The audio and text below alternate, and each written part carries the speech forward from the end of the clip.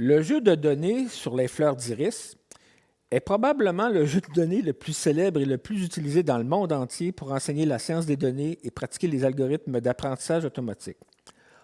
Or, quelque chose d'intéressant, c'est que les spécimens d'iris ont été collectés en Gaspésie par le botaniste américain Edgar Anderson et les résultats ont été présentés en 1936 par le statisticien et biologiste britannique Ronald Fisher.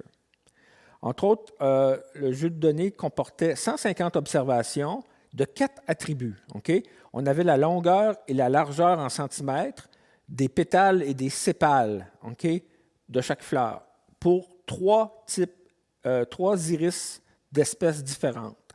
L'iris setosa, l'iris virginica et le fameux iris versicolore. Et pourquoi je dis fameux iris versicolore? C'est qu'en plus, depuis 1999, l'iris versicolore, c'est l'emblème floral du Québec en remplacement du lys blanc. Maintenant, regardons un extrait du tableau d'une douzaine d'exemples du jeu de données des iris gaspésiens. Donc, on voit qu'on a pour chaque ligne un exemplaire de données. Okay?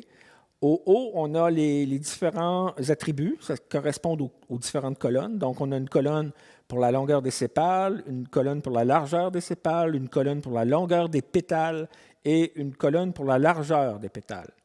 Suite à ça, on a ce qu'on appelle la variable dépendante ou la classe cible, c'est-à-dire ce qu'on cherche à prédire. Et ce qu'on cherche à prédire, c'est l'espèce. Okay? Donc, on voit que correspondant à une valeur de longueur, de largeur, et de sépales et de pétales, on a soit un iris versicolore, un iris setosa ou un iris virginica. Et ça, c'est un extrait du tableau. Donc, c'est important de savoir, c'est qu'on a une série d'attributs ou de prédicteurs ou de variables indépendantes qui sont des largeurs de parties de la fleur, donc de sépales et de pétales, et qu'à partir de ces largeurs-là, on va tenter de prédire la variable dépendante qui est la classe cible, en l'occurrence l'espèce d'iris.